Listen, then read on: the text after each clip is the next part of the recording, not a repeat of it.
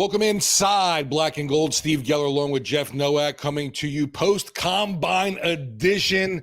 And man, oh man, next week we'll be talking free agency already. The NFL offseason is flying by. Yes. Speaking of flying, I have flown back. As you can see, if you're watching this video, I have returned to the state of Louisiana. I almost said Connecticut. That's where I was. It's funny. It does not take that long to acclimate to different weather, right? And I spent the whole week in like 30 degrees. And then I went out and I walked the dog yesterday in jeans. And I got back and I was just dripping with sweat. It was like 68 degrees. And now it's like, I don't know, like it's funny. Because by the time I left, I was like, oh, this temperature's fine. And I got back here and I was like, well, this is what humidity is like. Anyway. Yeah, I was going to say, sure, you're back in the loo and sweating already, right? Yes. So I've returned. We're going to get back on a normal schedule, though I do have to say I have jury duty this week. So we'll see how that goes. That might throw a wrench into our schedule, but we'll try to get back to a normal routine as much as possible. I want to do another mock draft later in the week. Mock draft Mondays is always the fun way to put it, but we're going to do mock draft Wednesdays or / Thursdays. So, if you're a fan of alliteration, it's not a win. But we're not gonna fall into that trap. It's like, oh, it's Monday, we gotta do a mock. No, not us. But yeah, as you mentioned, we're post combine. I don't want to sit here and talk about the combine for one. I wasn't there, neither were you, so I don't have anything super insightful to tell you from what happened at the combine. And I also don't think that. I think it's really easy to watch the combine and pretend you have a ton of new information. But in like 90, 95% of cases, it's just telling you what you already knew, which, wow, Xavier Worthy's really freaking fast. Yeah. Okay, cool. Great. I know. I knew that. Now I know that more.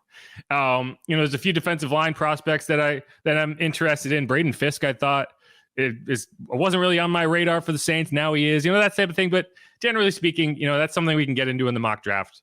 So I don't think we need to spend a ton of time talking about it here. But what I do want to talk about is the grades. And I mentioned in the last episode that I wanted to spend a lot more time talking about the NFLPA grades. So in the second segment, I want to go through the Saints grades and kind of dive into what they all mean, what actually was in there. And then the final segment, I went through yesterday and took notes on all the Fs and a few of the Ds. And to see what actually prompts an F grade in these rankings. There was some really good ones. A couple for the Bucs and the Falcons that, when you want to talk about poverty franchises, I think we found a definition that works. So that'll be the final segment. We'll dive into, the Saints got 1 F, but there were some like the Commanders got 4. And so we'll dive into that. But this first segment, there's a few notes that I want to get to.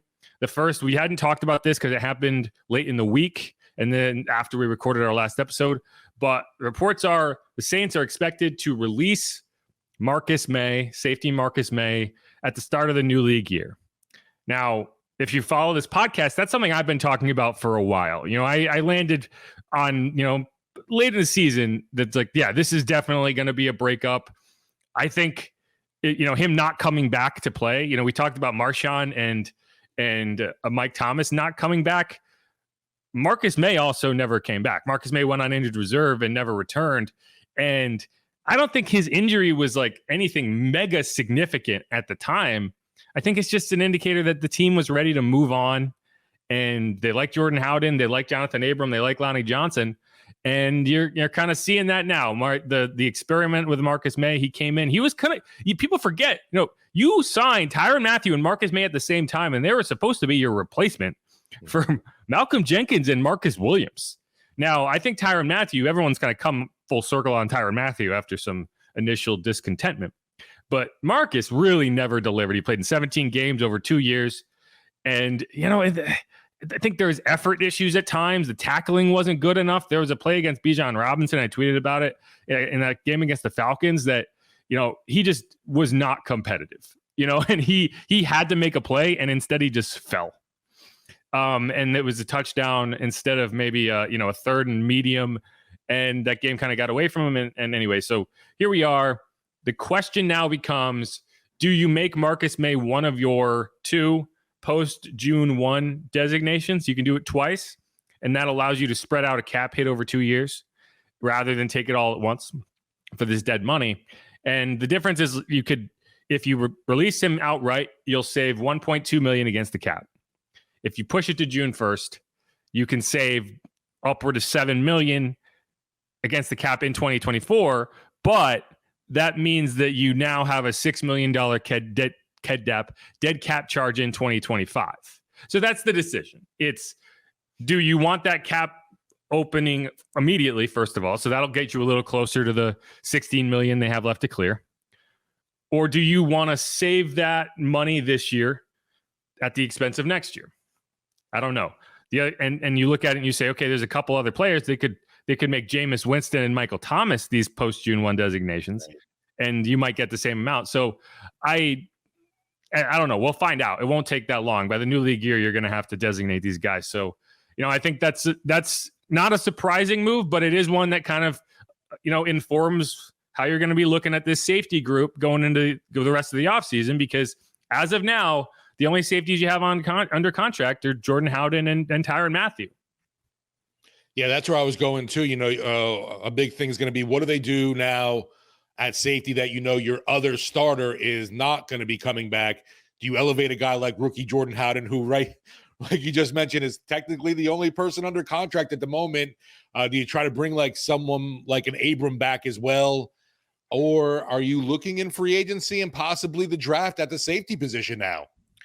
I think the answer is yes to all three of those things. I think the team likes Jordan Howden, so I don't think they would have any qualms about going into year 2 and saying, "Hey, he got a lot of action." He wasn't perfect at times, but like you're talking about a 5th round rookie, right, who was learning on the job, and so you would expect, that jump from year 1 to year 2 is supposed to be significant because it's the first real offseason that you have where you're not going in a million different directions, right? Things start to slow down. You get a real program in the offseason because your team knows what you did well, what you didn't do well, what you have to work on, get a little stronger, right? You deal with, you get an NFL strength program that you can really lean into. The OTAs and minicamp, you're not talking about learning a new defense or learning new coaches. You're coming in. So I think ideally you'd look at it and say, we're hopeful that Tyrann obviously is going to be one starter, and then Jordan should be the inside track guy, and you'll go from there. That doesn't mean you won't aggressively scout guys in the draft, because hey, I also want to find a nickel corner who can maybe step into that role. And so maybe you look at the safety group and say, who can be our backup safety and also play the nickel, right? CJ Gardner-Johnson was a good example. He was a 4th round pick, and you ended up getting a dedicated nickel corner. So I think that's something you look at. But I also think either one or both of Jonathan Abram or Lonnie Johnson will be back. And I guess it's Jonathan Abram. I think Lonnie Johnson is a very intriguing player and they like him. So they could bring both back. He's coming off a reasonably significant knee injury. So you'll want to see how he recovers from that before you make any decisions. But yeah, I think that's just kind of filling out the roster, and you're going to have a bunch of veterans coming in and competing like you did last year, right? Like no one knew Jonathan Abram and Lonnie Johnson was going to have a significant role going into camp last year, but they both kind of asserted themselves. Lonnie Johnson made the roster outright. Jonathan Abram started on the practice squad, got elevated a couple times, and ended up getting signed midseason, and had a pretty big impact late in the year.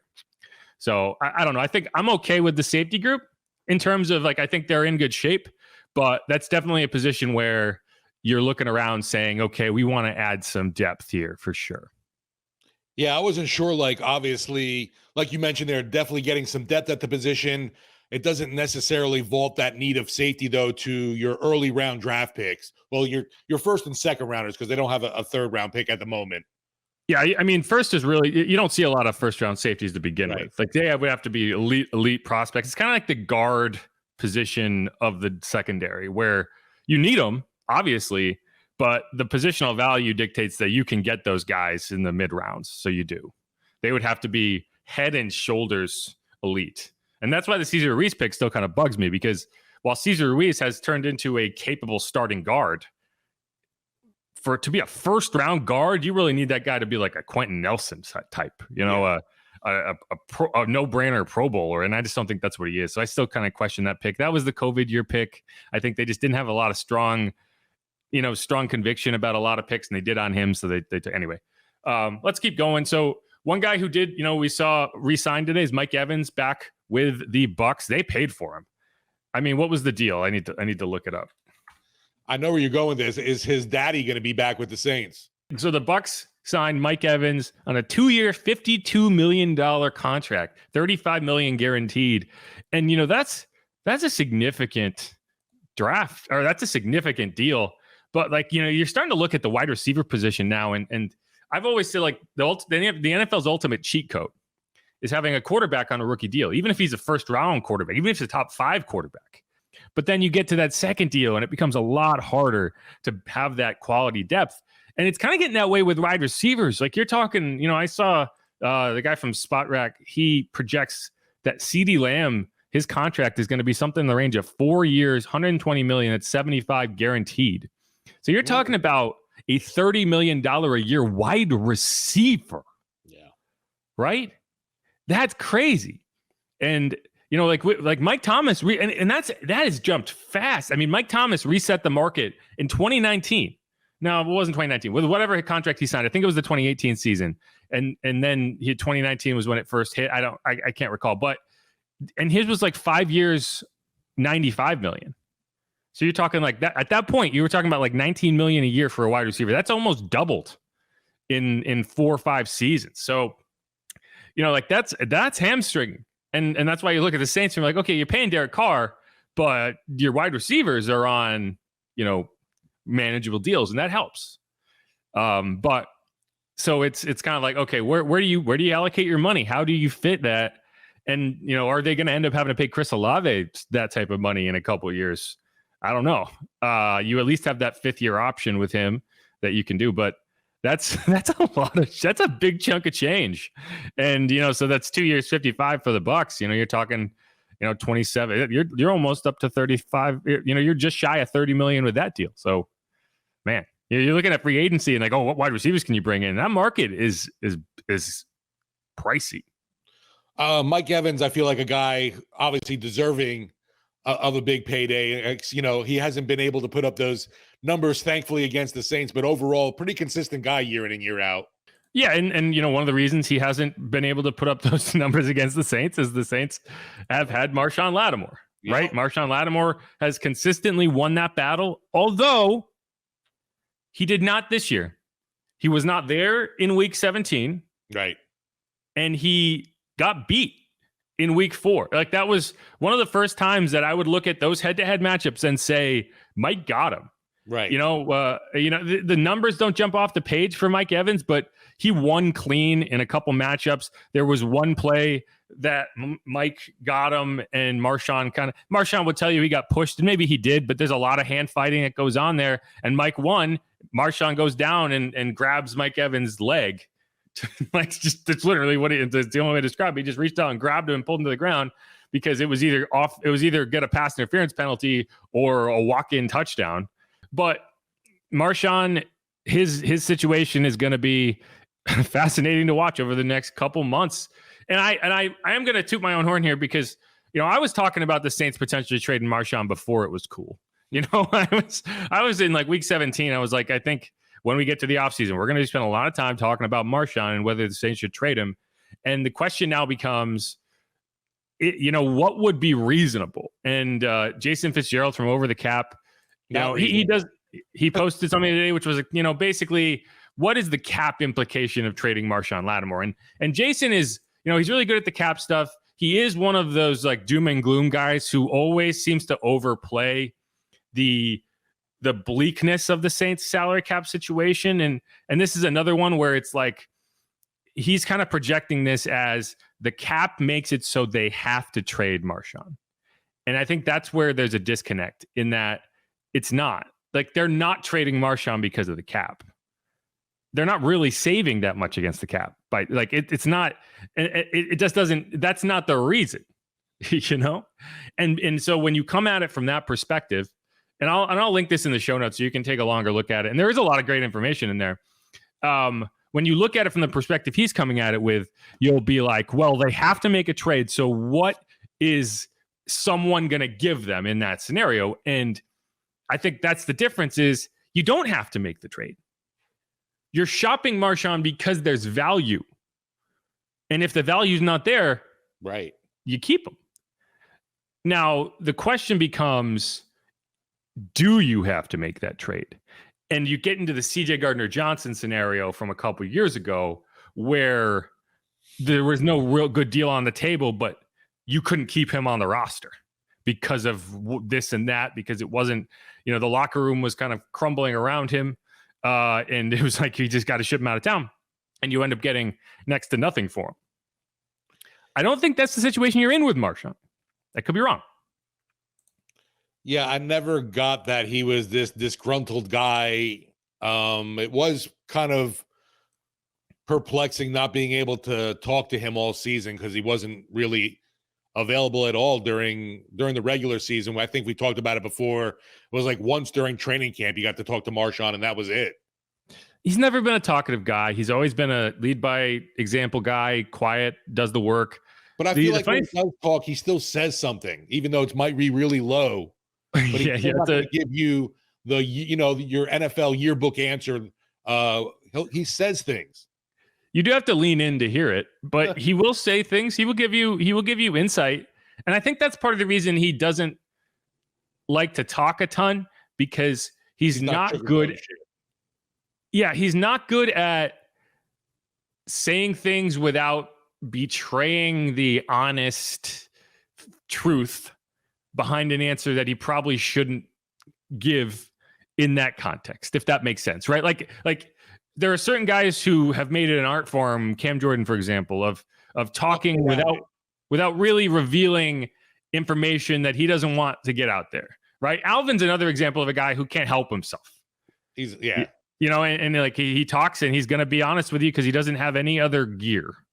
He's not gonna beat around the bush. He's going to tell you how he feels. And I think Marshon's kind of like that. And he knows that it's just not noise he wants to create. So he doesn't like to talk anyway. But so the question becomes, okay, do you have to trade him? And I think this is where I kind of land on it. Like, if the deal is there that you want, then sure, you trade him.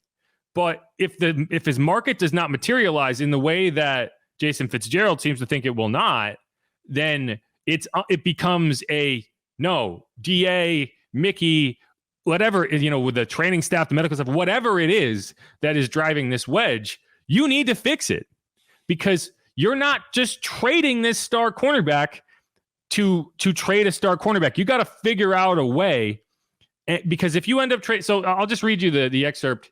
Basically, what might the compensation look like? So this is a quote. He says, probably not too much. Jalen Ramsey, who was just 1 year older, was traded for a third-round pick and a third-round tight end who never saw the field in 2 years. Lattimore is not considered as good as Ramsey and has a far more extensive injury history.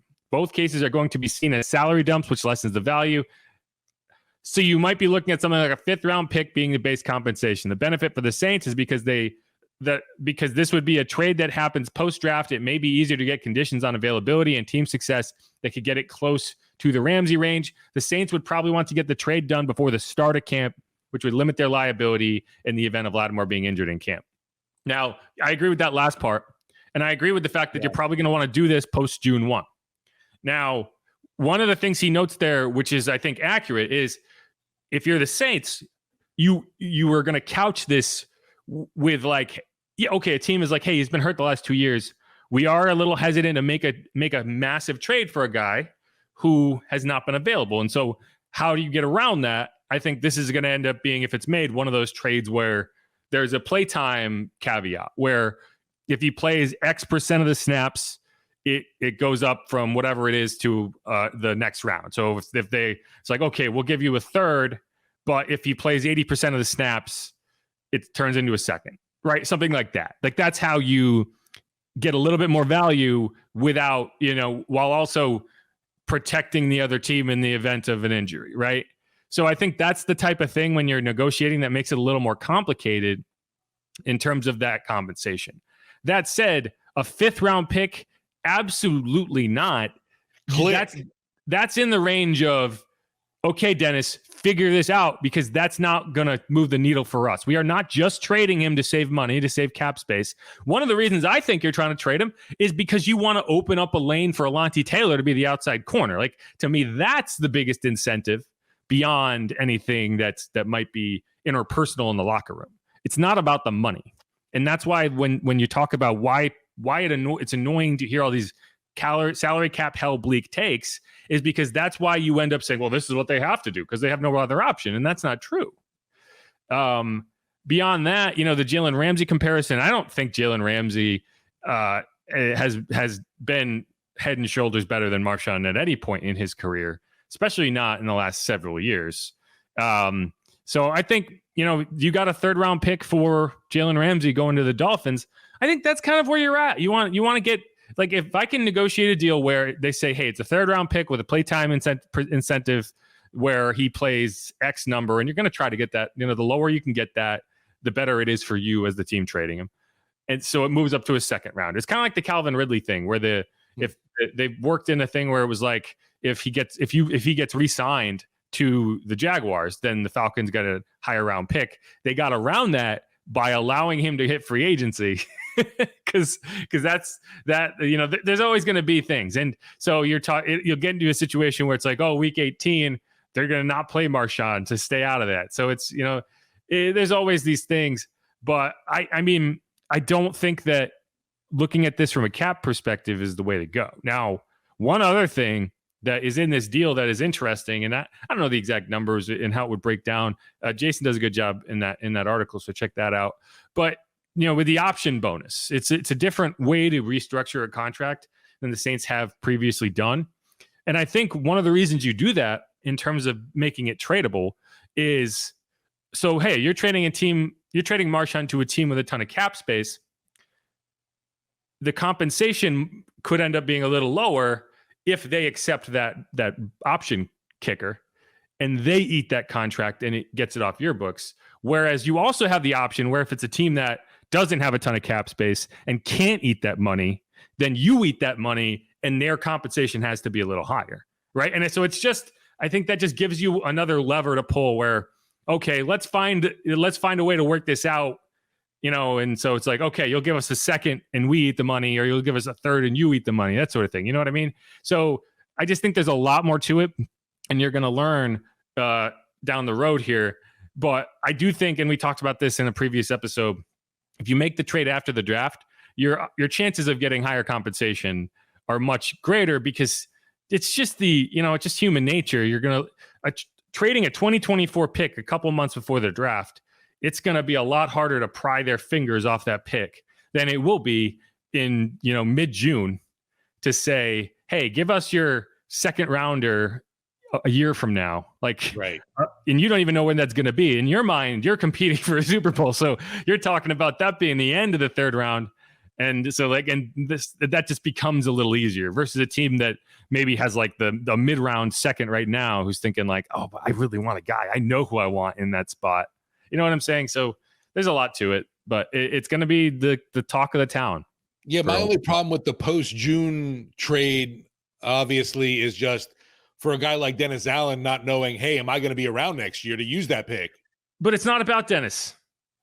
And if Dennis doesn't want to make that trade, then he needs to work it out with Marshon, right? Like, they need to find a way to make Marshon a productive member of that locker room. And maybe that's happened. We don't know. Right. Is the big issue then, though, what happens? Obviously, there's that need at the nickel, slot, and we don't want Alontae back there next year. I don't think that's going to be the biggest determining factor. I really don't. I don't think a player you draft is going to be the biggest determining factor. I think it's just going to be a question of how his market develops and whether a deal is on the table that is palatable. And what the biggest thing the Saints need to do is make sure that they don't have to make that trade. Make sure that they can go into negotiations saying, if you want Marshon, come and get him, but we are perfectly fine keeping him. Like, that needs to be known. Away like they did with C.J. Gardner-Johnson, because that trade was a joke. Yeah, and it has to happen. And I think what Jason pointed out is if you're going to make that trade, you really want to make a decision prior to the start of camp, prior to a chance for him to go out on the field and roll his ankle or do something that it becomes an issue, or, does a holdout or does something that, kind of forces your hand, right? Because until you get to this mandatory part of camp where he's got to be on the field, and if he is going to hold out and say and demand a trade, that's when it would happen. Like, you can pretend it's not, right? So even if you aren't able to mend a fence or whatever, you can still play your card that way to other teams. Now you get to camp and you see like what CJ was doing, right? Throughout camp saying, pay me. I'm going to withhold my services. I'm going to make a pick six and then go run into the cooling tent and show you up. Right. Like once teams see that, the picture starts to develop of like, yeah, they're going to move them. So we're not going to budge. They will. So that's kind of where I'm at with it. No, and obviously I think there's going to be there's going to be a lot of teams interested in a guy like Marshon Lattimore if he is available for trade. You'd think so, but what if there isn't? And that's what we're kind of find out over the next few months, because I do think that the injuries for the last 2 years are going to be tough to like. You look, the other teams are going to say, "Hey, we don't know what we're going to get. We don't know if we're going to get a guy who comes in and gets hurt and misses half the season, right?" And they're going to use that as leverage, because why wouldn't they? Right? Obviously, I'm going to be on the Saints side of this, and to be fair, that 2022 injury with the ruptured spleen was kind of it was a freak injury, right? A freak injury, whatever you want to call it. It's not out the norm. Yeah, but and I agree with that. It happened. But other teams are going to be like, this is a guy who has missed half of each of the last 2 seasons with injuries. Yeah. So whether you say it's a freak injury and it's not predictive, I'm still trying to get myself the best deal, and so that's how I'm going to use that. I'm going to weaponize that in my favor and make it so you have to explain to me, you have to meet me where I am, and that's where the some of these caveats and incentives and whatever will come into play. But that's going to be, we can move off that right now, because that's going to be a conversation for the next several months. Right. But is there anything else you want to hit before we go to break here? No, I will say if it's a 5th round pick, I definitely ain't doing that deal. No way, no how, no way at all. Yeah, I think we can all agree that if Marshon ends up getting moved for a 5th rounder, that is an abject failure. It is a failure by the organization, because it indicates that not only were you unable to generate a market for Marshon, you were unable to come to an accord where you felt like he could be on this roster for whatever reason. Because that's the only reason you'd make that trade. Again, it's not about the cap. The only reason you'd make that trade is because the situation with Marshon and whatever in the locker room is untenable. Yeah. That's the only reason you'd make that trade. It's the only reason you made the CJ trade. They would have loved to keep CJ and have him play out that final year of his contract if they could. They didn't get anything out of it. They traded him not for cap savings, not for draft assets. They traded him to get him out of the building. And you need to avoid a scenario where that happens again. That's what the Saints need to do. Whatever happens from there, I can live with it. And I love CJ Gardner-Johnson, obviously, but with a player like Marshon Lattimore, that's way more trade value right there. It should be. Should be. Yes. Right. Exactly. But all right, let's wrap up that segment. This is Inside Black and Gold. I'm Jeff Nowak. He is Steve Geller. You can follow me on Twitter at Jeff_Nowak. Him at Steve Geller WWL. Make sure to subscribe wherever you get your podcast. If you're watching us on YouTube, or you just like to watch us on YouTube, hit us up at WWL Sports. Ring the bell. Subscribe. We're ticking up closer to 10,000 subscribers. We're getting close. Everyone counts. But all right, we're going to come back. We're going to dive a lot more into the NFLPA report card that came out last week. The second segment, we're going to go into the Saints grades. The final segment, we're going to dive into what earns an F in the NFL. The National F League, the National Fail League. What gets that grade? And there's some pretty interesting anecdotes around the league.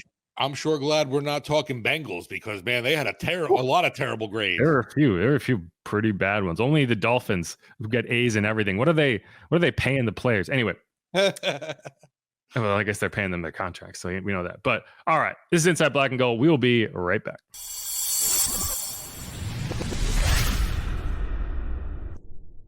And we're back on Inside Black and Gold. I'm Jeff Nowak. He's Steve Geller. In this segment, we're going to dive into the NFLPA report card specifically for the Saints and how the Saints performed year over year. First things first, 19th out of 32 teams. Without getting into anything else, you kind of just look at that and say, okay, no one's going to complain too much about being in the middle of the pack, right? Especially because you look at some of these grades and they're not exactly predictive in terms of the Chiefs have been terrible for the last 2 years, and they've won the Super Bowl both times. And there's some really interesting complaints about the Chiefs that I want to get into in the next segment. But you just want to be in a situation where you're not going into free agent interviews and you're not trying to sell people in free agency, because that's what these grades are supposed to be for. And having them say, but you got bugs in your showers, I'm not coming there, or weird stuff like that. And so Saints are 19th. That's fine. You're not great. You're not bad. Right in the middle. Goldilocks. Kind of like this season. You're not good. You're not bad. You're just meh. Yeah, I guess. I don't know. I think it's a little different because you're not you don't win anything for being at the top, but you might lose something for being at the bottom. And right, so I guess, and it's not like you get a high draft pick. It's not like you're the 32nd ranked team, and so you get to pick the best, the best strength coach from all the other teams or something like that. That's how it works. To me, at least with this ratings, Jeff, is seeing obviously the big one one of the big ones that stands out when you see food, cafeteria, getting the F. That's an issue that is being addressed. Yeah. And so the first things first, I just want to, okay, so what are these grades, right? The NFL, for the second straight year, they did this last year, and they expanded it a little bit this year. There are more categories this year. They send out surveys to all NFL players, and this includes, I believe it went out during training camp because it goes from August to November. 100-something players responded, so that's a pretty good sampling from each roster, right? I wish they would tell you how many from each team responded. I wish they would, because it becomes, what if you only had 10 players from the Saints respond, right? And those 10 players were the pissed off players. And so you're getting, you just don't know. And so you have to take it with a little bit of grain of salt. But what is the point of these surveys, right? The point is to create a roadmap for free agency for players. So if you've only played for the Saints and suddenly you're a free agent and you're like, you can't just call around all 32 teams and say, well, what's this like? What's this like? So this kind of gives you a broad overview of okay, teams really hate the strength staff here. So if the strength staff is a really big priority for you, this might not be the best spot, right? Teams, if the cafeteria is not big enough, the weight room isn't big enough, right? They don't have enough, physical therapists on staff, or they don't have a full-time dietitian. So if that's important, again, so that's the goal here. Now, I wish they would avoid the letter grades, because I don't know what the letter grade actually indicates, because it varies, right? So especially head coach when we get to that. Yeah, right. And so I wish they would just give you the ranking as opposed to the letter grade, because you're going to get really caught up on F. You're going to get really caught up on A. Yeah. But if you have an A and you're tied for 14th, what does that mean? What else can I do?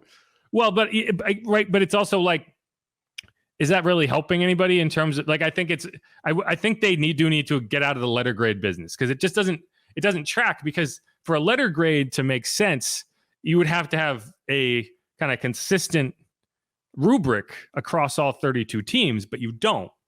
You have teams compared to themselves, and then you're comparing that to the rest of the league, and just the sample doesn't make sense, because not every team most players have only played for 1, 2, 3 teams max, right? It's rare that you see a guy who's played for 7, 8 teams.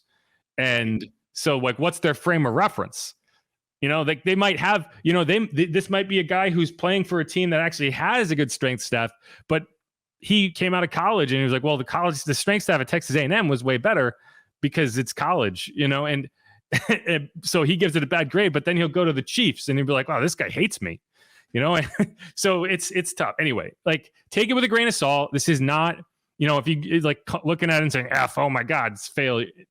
Anyway, they also give out F minuses, which is kind of funny. You failed extra. Yes. Anyway, so going into that, but so you mentioned, so the Saints got 1 F.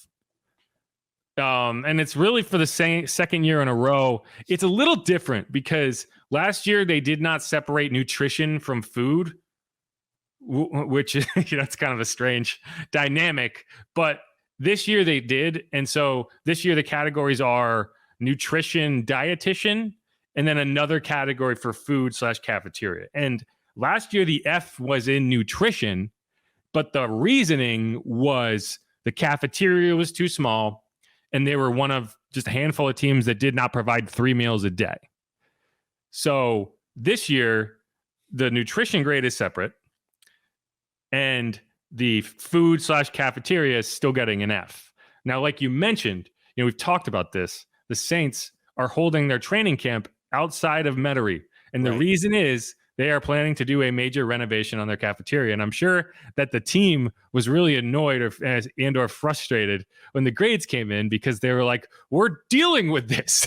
We're trying to fix it, but we got an F this year. So hopefully that's, I don't know if the renovation is going to lead to better food service at the facility.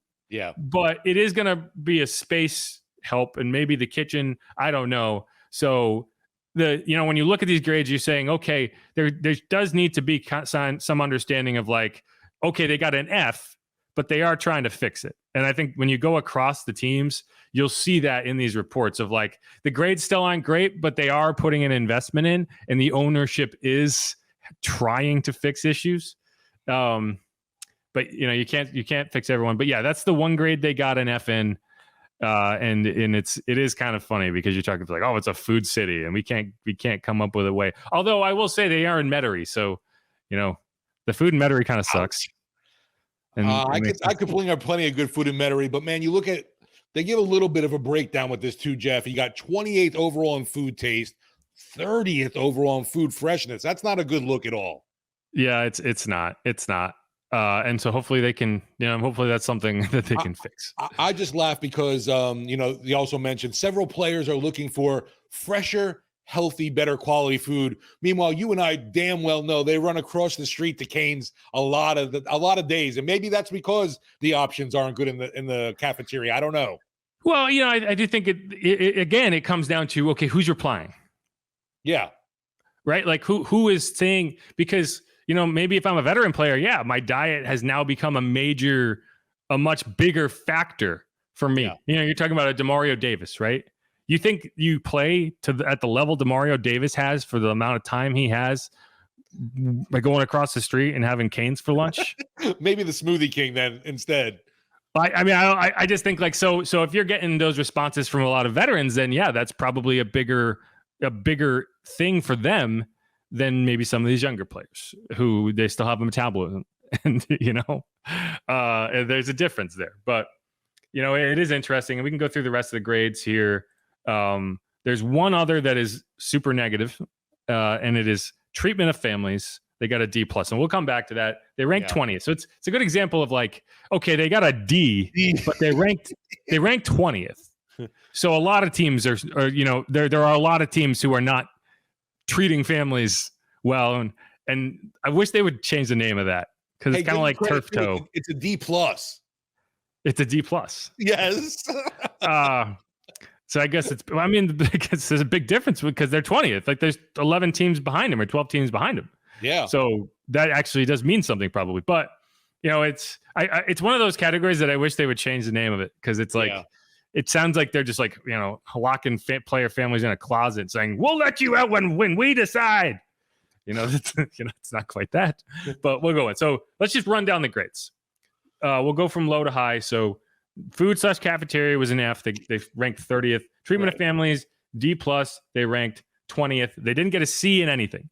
So in 9 of 11 categories, they got a B or better. So that's pretty good. You're not going to be perfect at everything. If there's a bunch of teams that got Fs in one category or another. In large part, they did pretty well. They were above average in most categories. So we'll go through that. Nutrition/dietitian, B-. They were ranked 22nd. Head coach, B-. They ranked 29th. We'll get into that a little bit more. Team travel, they got a B and they ranked 7th. So again, that's a good example of like, well, there's not a lot of teams that are acing team travel. Right. A B is that high. I was surprised. Weight room, a B, and that's 14th. So a good example of like, in one category, a B is 7th, and another category, a B is 14th. Exactly. Training staff, a B, 15th. Locker room, a B, 12th. Then training room, B+, which ranked 4th. Ownership, B+, which was 11th.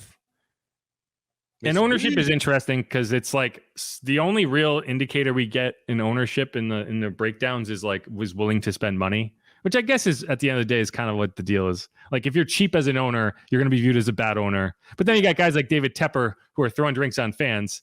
So like, does that factor in? I don't know.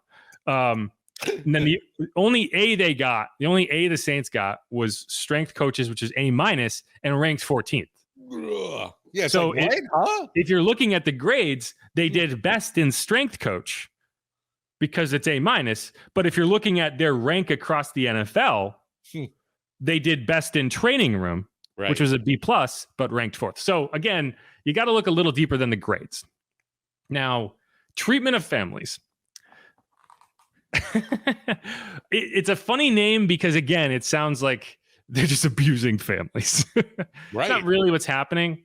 Based on the write-ups, and a lot of teams, they had the same, you'll go through all of these report cards and you'll see a lot of the same criticisms in terms of, some teams don't have family rooms at the stadium. Some teams don't offer daycare, which is important to some, especially, again, you're talking about veteran players. Daycare is probably, with Demario Davis, I think he just had, his 7th kid. Congrats to Demario, by the way. He just had another baby. But daycare is probably important to a guy with 8 kids. Whereas, a guy who comes into the league, that's like not going to be something that factors in. So, that's something. The Saints do provide daycare on game days. They do have a room at the stadium, a family room at the stadium. So, but they still get a D+. And what was noted here is that some players say their families find it hard to get answers to questions, get information they need. And it's interesting. And I think that's where there's value in these surveys for the teams, because I would guess that the team was unaware that this was an issue. And then you see this report card and you're like, well, shit. This doesn't look good. We got to fix this. Seems like an easy fix there. Just pay a little more attention when the families are asking you questions and get them a response in an amicable time. It just seems like some wires crossed there. It doesn't seem like a huge issue, but the grade makes it look so much worse. Yeah. Well, again, it's like next year you would hope to see that this grade would have improved. Right. And there's a few ways that this more shit on families, right? Yeah, there's a few ways that this report card can be used. If one of the things that's really driving your grade down is you're not communicating well enough with families, well, okay, who's in charge of this? First of all, like let's okay, guys, let's have a meeting. All right, who dropped the ball here? Okay, you're fired. We're gonna get someone who can talk to the family anyway. And to be fair, you're talking about a lot of players, right? You're talking about. During training camp, you got a 90-man roster. You got guys who are moving. Some guys bring their families. Some guys don't, right? If it's a short-term free agent type thing, like he might come and stay in a hotel room or buy a condo, but not like their family still lives somewhere else. Like there's a lot going on. And so it's not a huge, like it sounds bad to have your treatment of family grade be low, but I actually think in the grand scheme, it's not like you have to renovate your building. You can fix that pretty easily. So I hope the Saints can. There was a few more, like locker room, training room. But, one thing that I'll point to here is as you go across these report cards, they're not all created the same. And some have a lot of detail and some don't. And I think that the Saints in general, there's not a ton of detail. One of the only points of detail that actually is worth talking about is the meals per day thing. Like they don't offer dinner at the facility. Well, they practice in the morning. So I think that's probably why they would be like, we don't really need, there's no one here to eat dinner. So why are we spending a lot of money? And so that's something that you figure out. But you go to the rest of the categories and there's really not a lot of actual information there beyond the same thing you'll see on every other report card.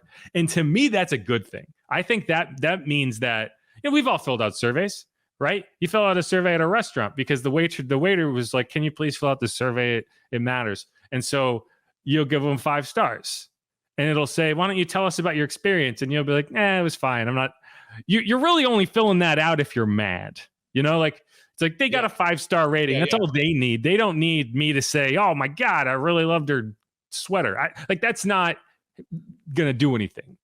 But if someone was terrible and you're filling that out because you're like, they need to know about this, that's when you'll get some of these interesting details. Like some players complain that on their flights, they'll give the first class seats to the coaches and they'll cram the players into these smaller seats. The 300-pound offensive linemen are just sitting in these airplane seats. And like, that's the type of thing that I'm going to give them a bad grade and then I'm going to tell you why, So I do think when you're looking at this, and we're going to talk a lot more about that in the next segment, not having that generally I think that whatever your grade is, I think that does give you a bit of a leg up. And we don't get all of the information in the reports they send out. I think the players, when they're actually accessing this information, will get a much more robust amount of feedback. But I think that is something. And when you go through the Saints grades, like I was going to take notes on this. There's really not a lot to take notes on. Yeah, I thought it was interesting that when you go to the head coach, rating, the writing said for Dennis Allen, he's somewhat willing to listen to the locker room. I was like, huh? I think the league was conflicted on adding this category, and I understand why. So this was not a category that existed in the first survey. It was added for this second survey, and we don't know exactly what the metrics are. We don't know when the grades came in. So are these training camp grades? Are these a week 6 grades where things went badly and a guy got, like a player didn't like what happened or a player didn't like this or that. And so now they're filling it out versus a bunch of people probably fill it out at the end of training camp and everyone's still really optimistic and nothing bad that's going to happen during the season has happened yet. So I do think that it's a strange thing because you just don't have a lot of the context clues that you need. That said, Dennis Allen ranked 29th out of 32 NFL coaches. He got a B-. Only rough. 3 coaches got worse than a B-, and it was Ron Rivera. It was Josh McDaniels with the Raiders, and it was it Reich? No. I have it here. Hold on. Oh, it was Arthur Smith. It was Arthur Smith with the Falcons. There you go. All 3 of those coaches got fired.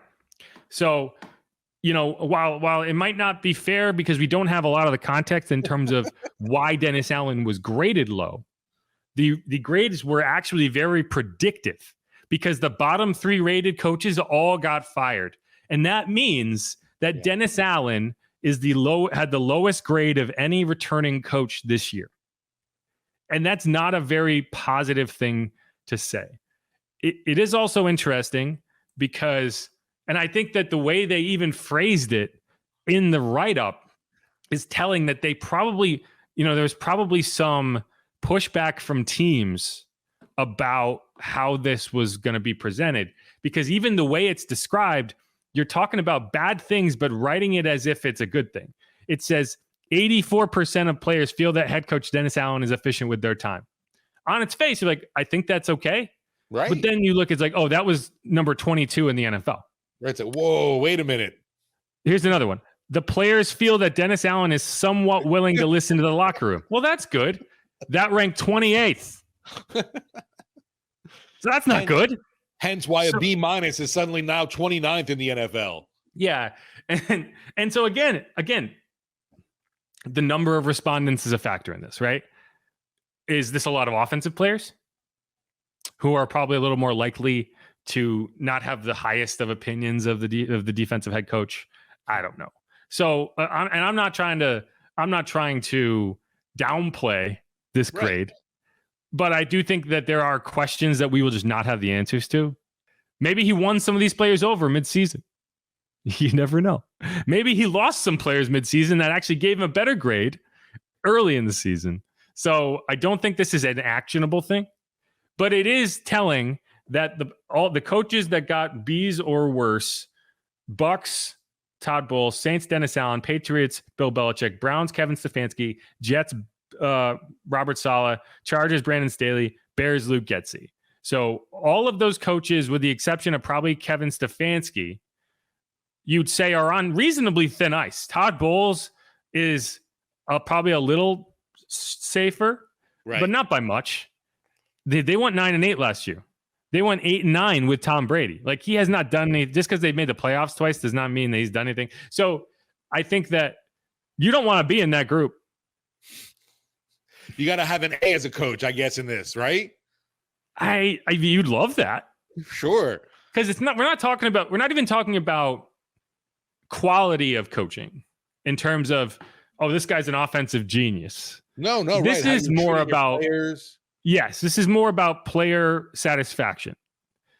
And that means that of the people responding, which again, we don't know how many players responded, but of the people responding, he was rated low. Again, this is something that it's tough to gauge from team to team because not most players who are filling this out have played for 1, 2, 3, maybe 4, 5 head coaches. Not like they've played for half the league, or they can say, this is what he's doing. This is what Andy Reid is doing with the Chiefs, and he gets a really high grade. Although that's a bad example because there are several players who probably are comparing Dennis Allen to Andy Reid. Yeah. You have Tano Passanio, you have Tyrann Mathieu, you have Colin Saunders, right? Like former Chiefs. So that probably doesn't help either, where the highest grade players are comparing Dennis Allen to the coach that has gotten the highest grade. So I don't know. I think guys like Tyrann Mathieu will be filling this out. Like, I think the veteran players are going to be trying to set an example by filling this out because this is helpful for a lot of players. So anyway, that's all I have on the Saints grades. But I don't think they're as bad as they'll be made out to be. Outside of that head coach one is pretty bleak. I was going to say, at the end of it all, at least you can see the players love Mrs. B as well because she's ranked high. She's exactly what you want as an owner. And I don't understand the criticism. I think, when you hear criticism of Gail, it's often like, well, she's not mean enough to Mickey. and like, she's not going to force Mickey to fire DA. And sure, I guess you can criticize her for that. But I also think that's what makes her a good owner, is that she's willing to spend money. She's not going to be cheap. She's going to put the players and the team first. Right. And not overstep in her role and try to influence player personnel decisions and coaching personnel decisions. And to me, I would take that 10 times out of 10 if the alternative is a Dan Snyder, a David Tepper, someone who is going to be a problem, and you're constantly having to look at it and be like, can this guy shut the hell up? Right? Jerry Jones. Like, will you just go away and cut the checks? That's what you're here for. You are not an NFL anything that anyone cares about. You were not a GM. You are a rich person who bought a franchise. And again, like, that's not me talking about Gail. That's me talking about the owners that drive me insane, as opposed to Gail, who is just a good ambassador for the team. Yeah. And only speaks when she has something important to say, and does not force people to constantly be talking about her role with the organization, because how she handles it is with grace and dignity and is not undermining what the coaching staff, what the front office is doing. And so, and we're not hearing how she's cheap and there's things falling apart in the facilities. And in fact, we've been seeing over the years constant upgrades, which is they needed it, obviously, but that's been happening under her reign. Even the way the Saints manage the salary cap, who actually, we talk about cap hell and how this is affecting. You know what actually gets affected by the way the Saints manage the salary cap? It's Gail. Because she's constantly being asked to write checks that if you manage the cap differently, you wouldn't have to write, because you're guaranteeing a lot of extra money and you're prorating stuff into bonuses that have to go out immediately, as opposed to stuff that you could plug it at the end of the deal and maybe save because it's not guaranteed. So like, even in that alone, like, the Saints manage the cap the way they do because the owner says, yeah, okay, we'll do it. And so anyway, like, she rated 11th, and that's good. There's not a lot of metrics that we know of for the grades of the owners in terms of, like, what exactly the only real feedback you get on the NFLPA report card, which again, I think this is a concession to teams that probably aren't a huge fan of grading the owners in this way.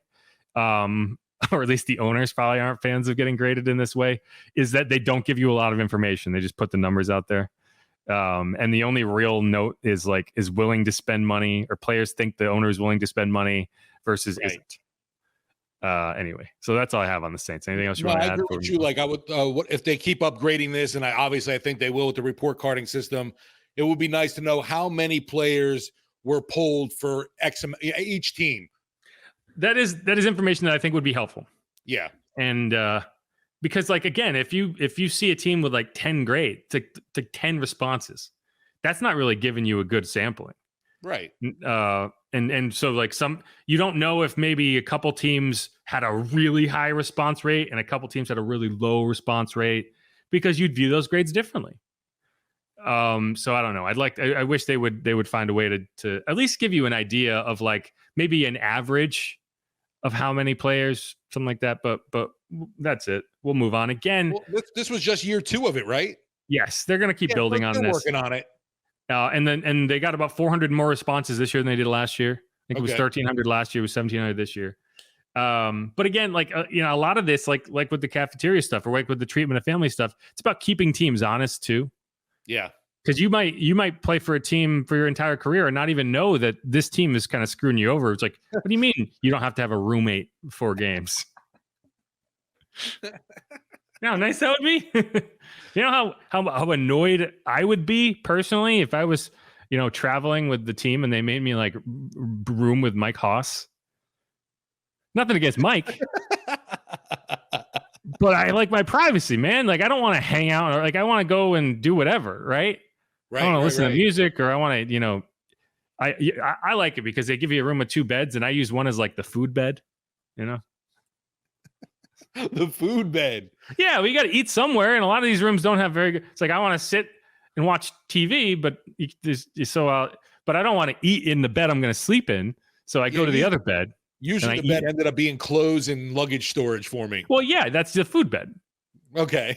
You move the luggage out of the way, you sit there, you eat, and then you go sleep in the other bed, so you're not sleeping on crumbs. Right. Am I crazy? Like, I have a system. It works. I've never found a crumb in my hair when I woke up. A+ from you, because you don't want any roommates for sure on the road. And I also don't want a king bed, because if I have a king bed, then I don't have a food bed. The food bed. It's part of the requirements. Yeah, that's like, if they were polling me, that would be my feedback, and you would see, like, players are not appreciative that they have a king bed instead of a food bed. One player specifically. Right, exactly. All right, let's wrap up this segment. We'll come back. I just want to go through, some of the grades, some of the bad grades, some of the teams that really sucked, and why. Like, what were the actual complaints and what drew an F? This is the off season, so we're really scraping the bottom of the barrel for content. So I don't know. I find this amusing, so I'm going to keep going. If you've already turned it off, then I'm not talking to you anyway. But this is Inside Black and Gold. I'm Jeff Nowak. He's Steve Geller. We'll be right back.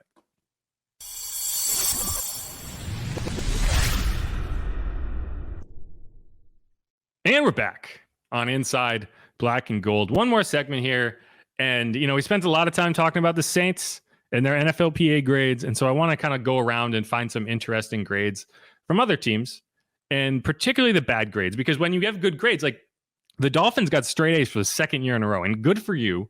That's fantastic. If I'm a free agent and I'm like, I just want to go somewhere where, I'm not dealing with bullshit, and, they're going to respect me. They're going to travel. They're not going to be screwing me over with travel and making me have a, sit in these tiny seats and whatever. I'm going to the Dolphins because they've gotten straight A's 2 years in a row. Now, maybe they're standing over their players' shoulders as they're filling out these surveys and being right. Like, everyone's like, oh no, everything's great here. It does seem a little sketchy that they're getting that good of grades 2 years in a row, or maybe they're just fantastic. And even the coach got an A, right? So that's interesting. But in the scope of going through these and looking for interesting information, that's not the one to look at, because it's completely boring. There's no, like I was talking about in the last segment, there's no extraneous details. And now, so for example, there's 11 teams that got an F in one thing or another, right? there's only 2 teams that got an F in just one category. The Saints are one of those with the food/cafeteria. And we talked a lot about that. We're not going to talk about it again. The Titans got it for travel. Every other team, so the 9 other teams that got an F got multiple Fs.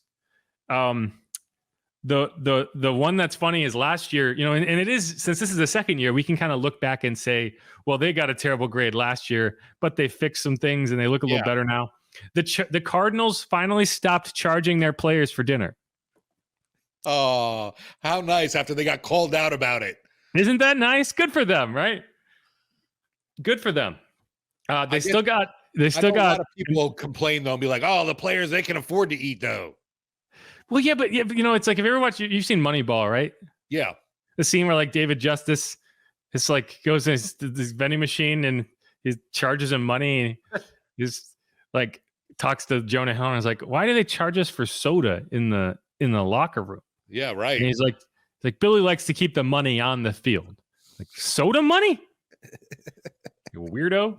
But that's kind of the thing. It's like when players are, these players, they get a lot of money, but not all of them get like crazy contracts. Some part of the wanting to play for a team is the fact they take care of you, right? Absolutely. And so if you're not taking care of the players, they're not gonna appreciate that. And so the Cardinals, they stopped charging their players for dinner, but they still got a D. And said the food sucks. So you can fix some things you can't. They also got an F for locker room. They didn't really give you a ton of feedback. They also got an F for team owner because it's like, hey, he doesn't want to spend any money, and that's why the locker room sucks. Only 38% of the players felt like the locker room was big enough, and only 72% of the players felt like they had enough room in their locker. So that's the type of stuff you learn from these. But the one I really want to call attention to is the Bucs, because we talked about okay, when the review is boring, it means that maybe they gave it a low grade, but nothing objectively pissed them off to the point where they were going to like write something in. Well, that is not true of the Bucs, who got an F in treatment of families, an F in team travel, and a D- in ownership. But that's not even the wildest of grades, because this is a direct quote. The players described the locker room as, quote, unclean and smelly. They even cited seeing bugs consistently in the showers. Respondents also described the team sauna as, quote, dirty, small, and broken down. Younger players must have roommates on work travel unless they pay the team more than $1,750 for their own room each season.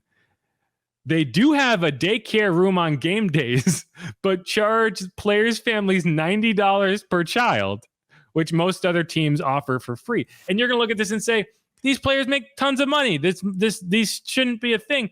But I would look at you and say, this is $1 billion organization that's charging you $90 per kid. You're playing for their team. They can't even just have a friggin' nanny who sits there and plays checkers with the kid for a couple hours while they're playing a game and risking their lives on the field. Like, it's just, it all comes back to like, do you appreciate your players or don't you? And the part about the bugs, I assure you, there is no question. Do you have bugs in the showers? Right. That's something that people were like, y'all, they're fucking bugs in the showers. Like, right, writing that shit. Exactly. You talk about, there's a term that goes around like poverty franchise. That's what a poverty franchise actually looks like. Is the locker room smells and there's bugs in the showers. No, and we're obviously going over some stuff before coming on, and that's Carl Nicks, a guy that went over there after the Saints, ended up, his career got cut short because of getting staph infection in the Buccaneers locker room. So how nasty is it over there? Well, right. Yeah. And like, again, it's like, you don't know, like, you're a player going from the Saints to the Bucs. You played for the Saints for however long, and this is how it happens. Like, every team must have these more basic stuff. And then you go somewhere else and there's bugs in the showers, and and the stuff isn't clean. The Bengals had other issues. The Bengals had a bunch of broken down showers. They don't have meal service on their off day, which is they're the only team in the NFL that doesn't. And it's because, they don't practice, but people are still at the facility, right? A lot of times they're going in and getting work, like getting training. And it's like, what do you have to bring your own lunch? You have to bring your little brown baggie with you. Yeah. And again, it's like, if you're a normal person, this is like, well, why would they? But it's like, this is an NFL team. Right. This ain't the normal world. Exactly. Like they make billions of dollars. All right. So, and a lot of these Fs came in treatment of families. There's 1, 2, 3, 4, 5, 6 teams got Fs in treatment of families. Those were the Commanders, the Bucks, the Steelers, the Patriots, the Chargers, and the Bengals. It seems like a position will be created for next season where, family relations for the NFL staff and teams. You don't want to be a team that it just be for the optics alone. You don't want to be a team where it says treatment of families F. Right. I don't care what kind of explanation it is. Like you said, just the optics of an F for that is horrible. It's terrible. It's terrible. Like if you're sitting there with a free agent you're trying to sign and you'd be like, are you guys going to lock my kids in a closet somewhere during the game? Because I'm not cool with that. Why would you even ask that, Mr. Smith? Well, weird. The NFLPA you had an F. What one of the grades, and we talked about this already, but one of the report cards that is always fascinating is the Chiefs, because the Chiefs get terrible grades, and yet it doesn't seem to matter. It doesn't seem to matter because the most important grade here is head coach, which is A+, and they ranked first, whereas the next closest grade was 18th, and it's a D+ for treatment of families. They were 26th in food/cafeteria, 31st in nutritionist/dietitian, 28th in locker room, 31st in training room, 32nd in training staff, 23rd in weight room, 27th in strength coaches, 27th in team travel, and 32nd in ownership. This team sucks, but the head coach is amazing. This team has won back-to-back Super Bowls, and they're going to be a favorite again. As long as so, it's like you can look at this and say it matters, but at the end of the day, the Chiefs are making it very clear that it's like, we don't have to treat your families well. You're going to come in, you're going to win games. We've got a coach and a quarterback. Screw everything else. The dietitian is rarely there. That's what they said. This is the write-up. This is the exact write-up. I'm going to read it word for word. The good news, and this is an F in locker room, right? They were 28th.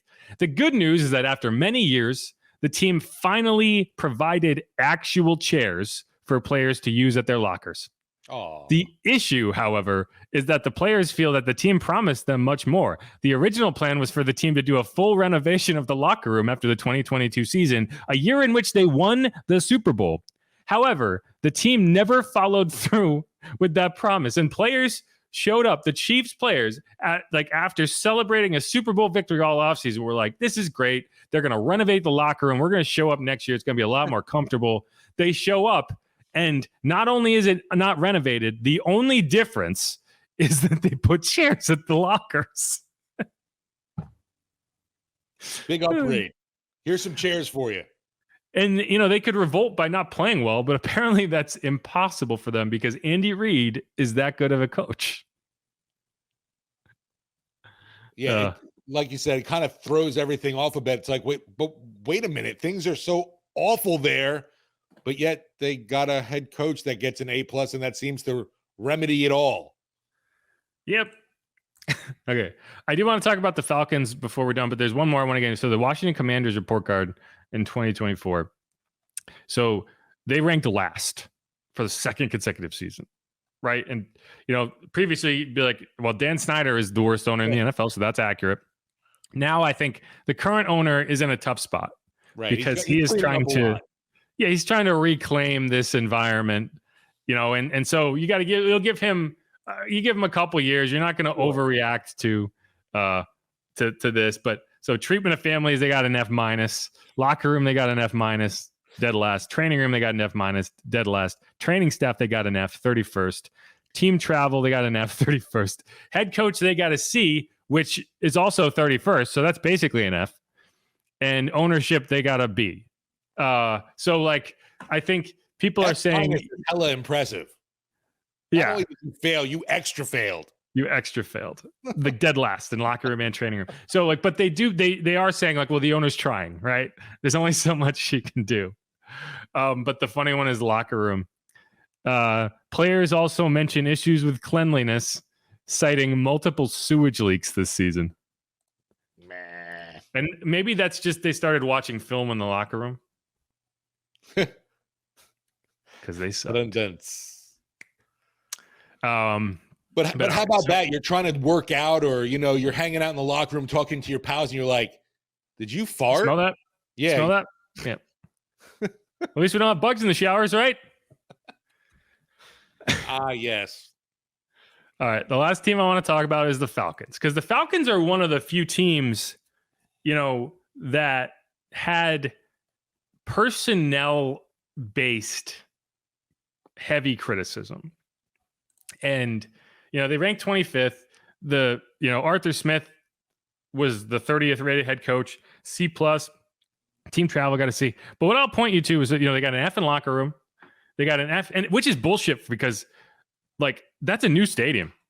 Yeah.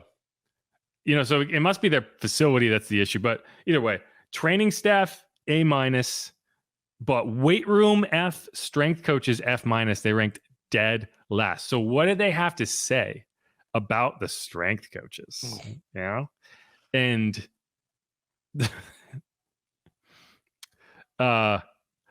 so the players felt like the equipment sucks. They're 31st overall.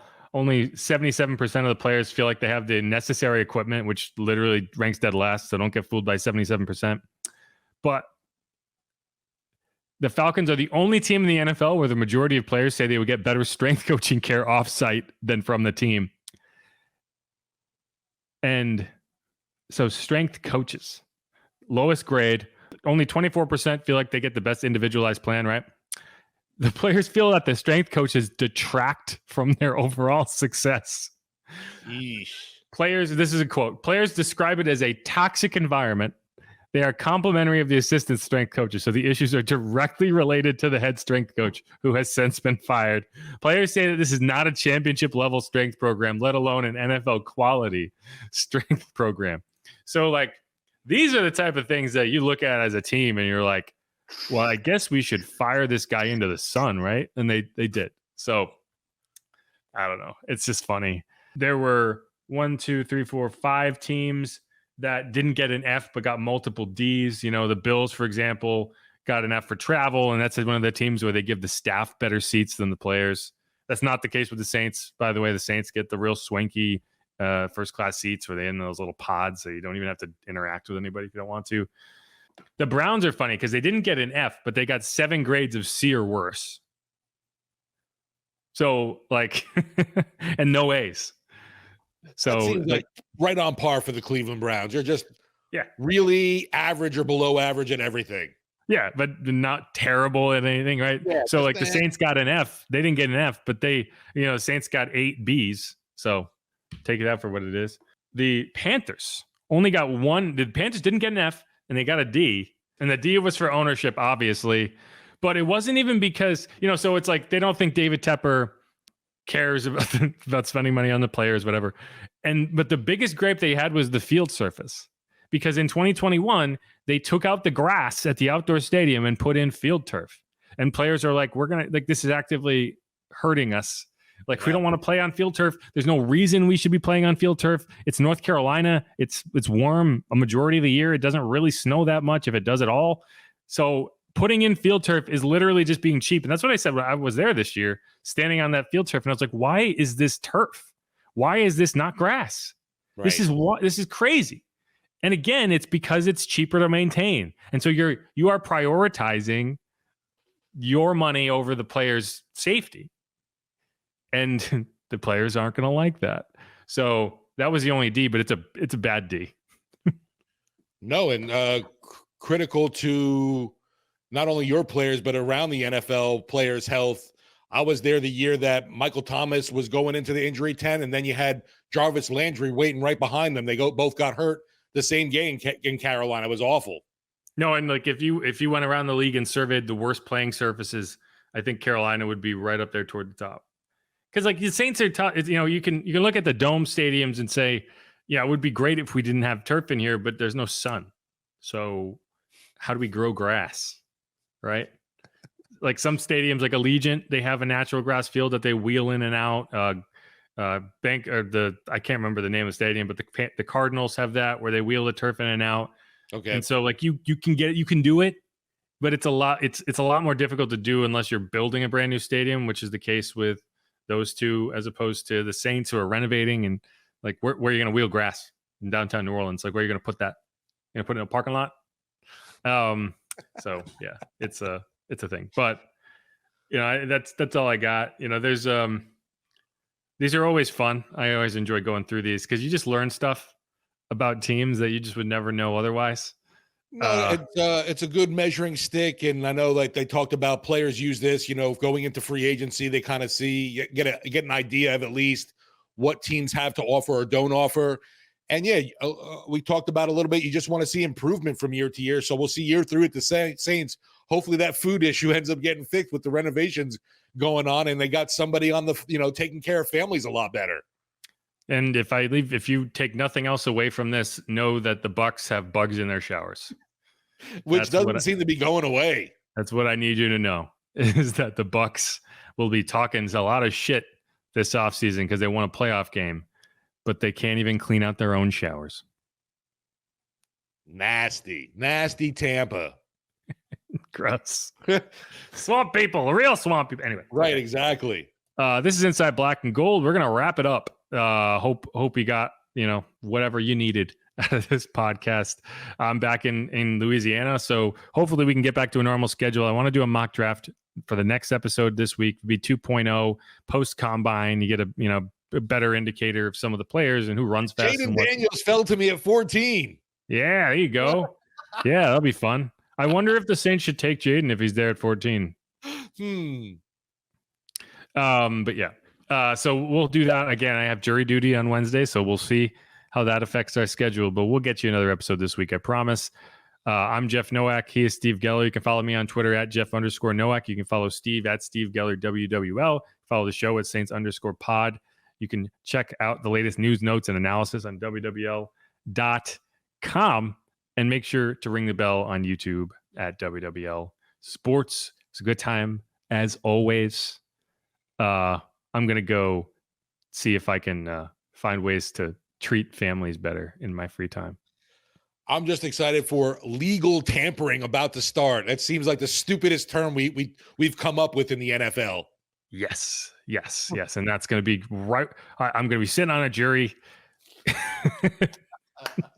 My phone's going to be blowing up. Right. And I won't be able to check it. It's going to be a nightmare if that's what happens. I'm going to be miserable. I'm going to be getting out of court, checking my phone. Saints have signed like 6 players. Just act like a complete racist on Wednesday and start like twitching while you're getting interviewed. But that's what maybe they want that. That's the problem, is I don't know what they're looking for. Like, and I don't want to be on a jury because right, exactly. That's our guy. That's our guy. Yeah, we got him right down the middle. All right, but all right. Thanks everyone for listening. It's been fun as always. Who dat? Go Saints. We are the black and gold. Yes. All right. Easy, y'all. Peace.